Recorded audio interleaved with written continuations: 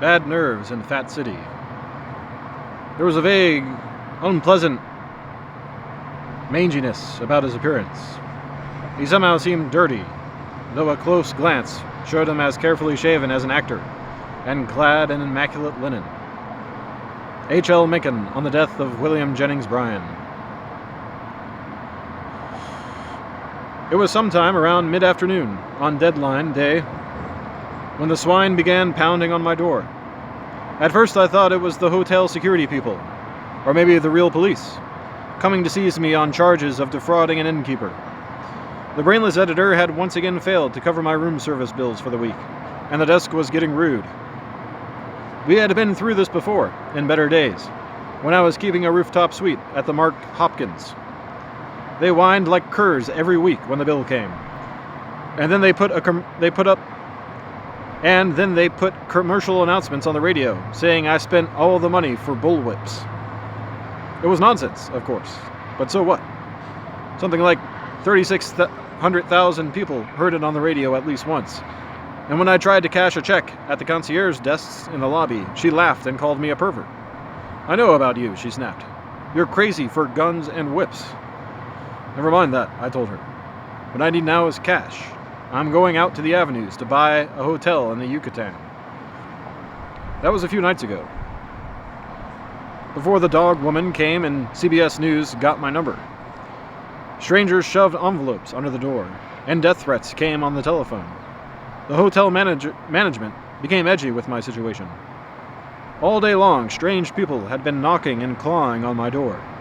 And now I had not just the Mitchell brothers on my hands, along with a locked-out woman who had already called in 2 bomb threats the last time she clashed with the Mitchells, but I also had Warren Hinkle, who had just covered the final rites for one-time supervisor Dan White, who had just committed suicide.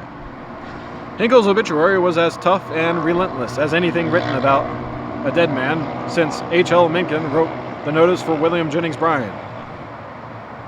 We were all edgy. I had been on the road for too long, constantly doing business for reasons that were never made clear. There were bills for expensive motorcycle parts and an Oldsmobile windshield in Birmingham. I was frustrated by travel delays, and the University of Alabama, where I was supposed to lecture, had sent a car for me, and I bashed in the windshield in a frenzy, and they deducted the $290 from my fee.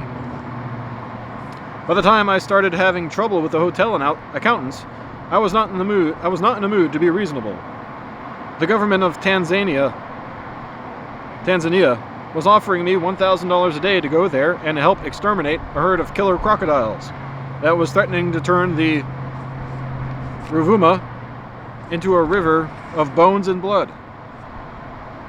But day after day, I was forced by a strange chain of circumstance to postpone my departure from San Francisco. The pounding on my door on the day of the great expense account crisis was not, in fact, the cops or some vicious collection agency, but a blindly persistent geek from CBS TV.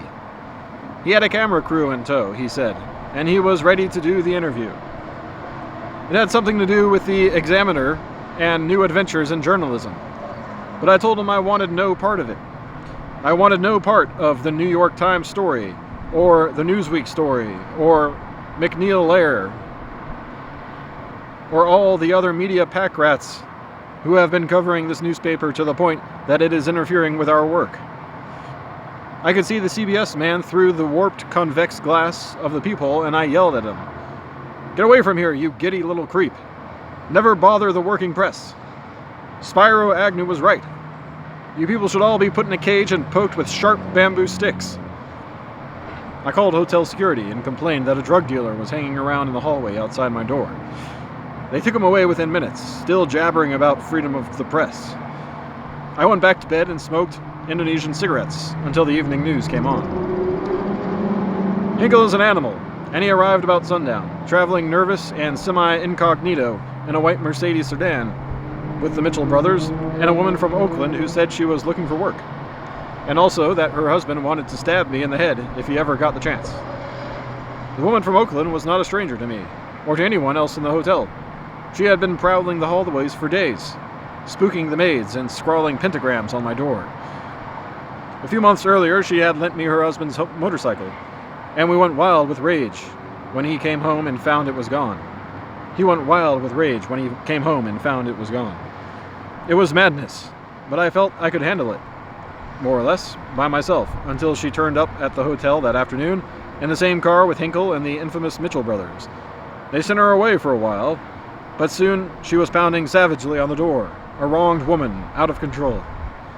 We all cowered stupidly as the hammering on the door continued. Hinkle feigned sleep, and Jim Mitchell called his wife on the phone. Artie jabbered nervously about politics and morals in Utah. The dog started barking.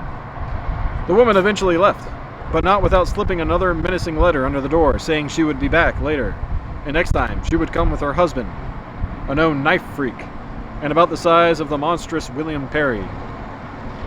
Work was impossible. The geeks had broken my spirit. They had done too many things wrong. It was never like this for Mencken.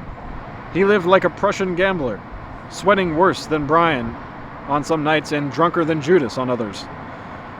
It was all a dehumanized nightmare, and these rattled cretins have the gall to complain about my deadlines. October 25th, 1985.